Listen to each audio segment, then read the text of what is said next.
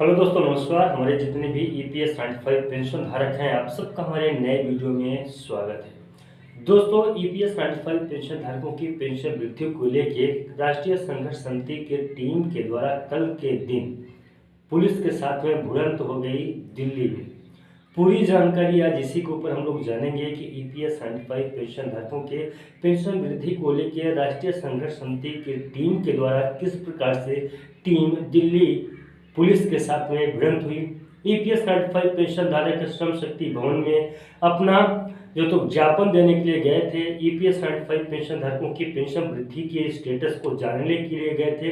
साथ ही साथ में इसी मानसून सत्र के ईपीएस 95 पेंशन धारकों की पेंशन में वृद्धि हो जाए, उस पर बहस हो जाए, यही बात रखने के लिए गए थे, अपने प्रस्ताव को रखने के लिए गए थे। साथ ही साथ में महाराष्ट्र के बुल्ढाना में क्रमिक अनशन लगभग 5 सालों से चल रहा है, उस बारे में भी बात करने के लिए गए थे कि ईपीएस 95 पेंशन धारकों के इतने लंबे समय से पेंशन नहीं मिल पा रही है। न्यूनतम पेंशन उनकी बहुत कम है। एवरेज पेंशन की अगर बात करें तो मात्र उनको 1171 रुपए के लमसम मिलती है। इसलिए ईपीएस 95 पेंशन धारकों का गुजारा उतने पेंशन में नहीं हो पाता है। इन चीज़ों को ध्यान में रखते हुए ईपीएस 95 पेंशन धारकों के पेंशन में वृद्धि करने की कृपा करें। मामला बस इतना ही था। इस चीज़ को इसके पहले के वीडियो में भी आप देख सकते हैं, मैंने अपने चैनल पे भी इस वीडियो को चलाया था कि श्रम शक्ति भवन से एक वीडियो को रिलीज किया जाता है कि ईपीएस 95 पेंशन धारक कल श्रम शक्ति भवन पहुंचेंगे और उसका घेराव करेंगे। उसके पहले की बात करें तो राष्ट्रीय संघर्ष समिति की टीम के माध्यम से ही ज्ञापन दिया जाता है। ईपीएस 95 पेंशन धारकों के पेंशन में वृद्धि करने के लिए राष्ट्रीय संघर्ष समिति की टीम दिल्ली पहुंच रही है और श्रम मंत्रालय का भी घेराव करेगी। उपवास अनशन प्रदर्शन भी किया जाएगा। पूरी जानकारी थी, सबका ज्ञापन दिया गया था, सर्कुलर फिट था और जो उनका कार्यक्रम था, कार्यक्रम पहले से ही व्यवस्थित था, पहले से ही सब कुछ सेट था। अब मैं आपको यहाँ पे बताना चाहता हूँ कि इसके पहले भी जो राष्ट्रीय संघर्ष समिति की टीम है 1 अगस्त से लेकर 15 अगस्त तक का एक सर्कुलर निकाल चुकी है कि कौन से दिन को कौन सा काम उनको करना है। 1 अगस्त से लेकर 15 अगस्त तक एक विशेष जो तो पेंशनर्स बचाओ अभियान के अंतर्गत ईपीएस 95 पेंशन धारकों के पेंशन में वृद्धि करवाने के लिए जितने भी सांसद, मंत्री महोदय या एमएलए हैं राष्ट्रीय स्तर तक के सभी को ज्ञापन दिया जाना है ताकि इसी मानसून सत्र में ईपीएस 95 पेंशन धारकों के पेंशन में वृद्धि की जा सके। अब मैं आते हैं थोड़ा सा कहानी के ऊपर। सुबह ही राष्ट्रीय संघर्ष समिति के जो राष्ट्रीय अध्यक्ष हैं कमांडर अशोक रावत जी और साथ ही साथ में उनके टीम दिल्ली पहुंच गए श्रम शक्ति भवन के सामने। वहां पे तैनात पुलिसों के साथ में उनकी बातचीत होने लगी कि इस प्रकार की नारेबाजी आप नहीं कर सकते हैं, या कुछ इस प्रकार की बातें होने लगी कि ईपीएस 95 पेंशन धारक वहाँ पे उपवास, अनशन प्रदर्शन या हड़ताल नहीं कर सकते हैं। उन्हीं चीजों को लेकर जब नारेबाजी की जोर शोर शुरू हुई तो राष्ट्रीय संघर्ष समिति के जितने भी कार्यकर्ता थे, कमांडर अशोक रावत जी स्वयं उस वहां पे मौजूद थे, उन्होंने भी नारे लगाने शुरू कर दिए।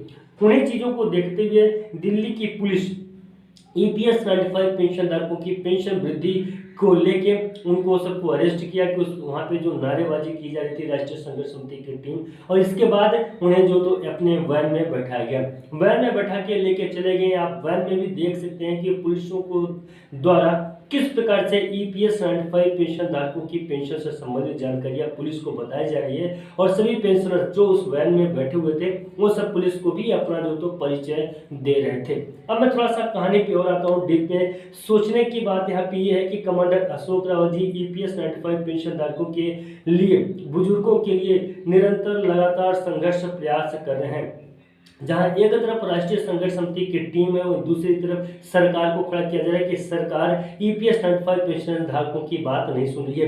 कमांडर अशोक रावत जी माननीय प्रधानमंत्री जी का नाम लेके उन्हें पेंशन वृद्धि करने का जो उन्होंने वादा किया था वो याद दिलाने की बात कर रहे हैं। साथ ही साथ में पुलिस के साथ में किस प्रकार से धक्का मुक्की होती है, आप कुछ फोटोज हमारे पास हैं, कुछ तस्वीरें हैं और साथ ही साथ में कुछ वीडियोस को भी मैं ऐड कर दूंगा, उन वीडियोस को भी आप देख सकते हैं। काफी ईपीएस 95 जो पेंशन धारक हैं उनके पेंशन में वृद्धि को लेकर राष्ट्रीय संघर्ष समिति की टीम के द्वारा बहुत ही बड़ा कार्य किया गया है। अब यह निश्चित हो जाता है कि इस वीडियो के माध्यम से या इस कार्य के माध्यम से ईपीएस 95 पेंशन धारकों की पेंशन वृद्धि तय हो जाती है। ईपीएस 95 पेंशन धारकों की पेंशन वृद्धि को लेके बातें आगे की वीडियो में मैं बताऊंगा कि किस प्रकार से ईपीएस 95 पेंशन धारकों को पेंशन वृद्धि को लेके जो भी उनका काम था उन काम को तेज किया जाएगा। ये जिस प्रकार से कमांडर अशोक रावत जी ने बोला था कि आखिरी दिल्ली जाना हमारा होगा, सरकार को अल्टीमेटम हम देने जा रहे हैं ईपीएस 95 पेंशन धारकों की पेंशन वृद्धि को लेके, और सच भी हुआ क्योंकि कमांडर अशोक रावत जी जिस प्रकार से ईपीएस 95 पेंशन धारकों के लिए इस बार संघर्ष किए हैं बिल्कुल काबिल तारीफ है।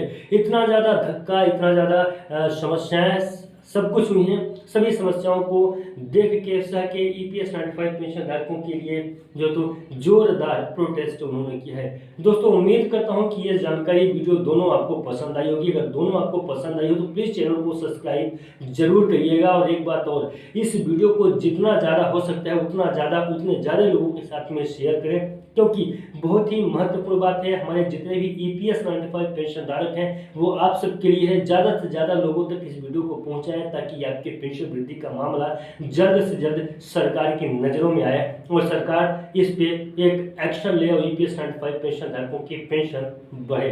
दोस्तों इसी के साथ मैं विदा लेता हूँ, मिलता हूँ नए वीडियो में, तब तक के लिए नमस्कार, जय हिंद, जय भारत।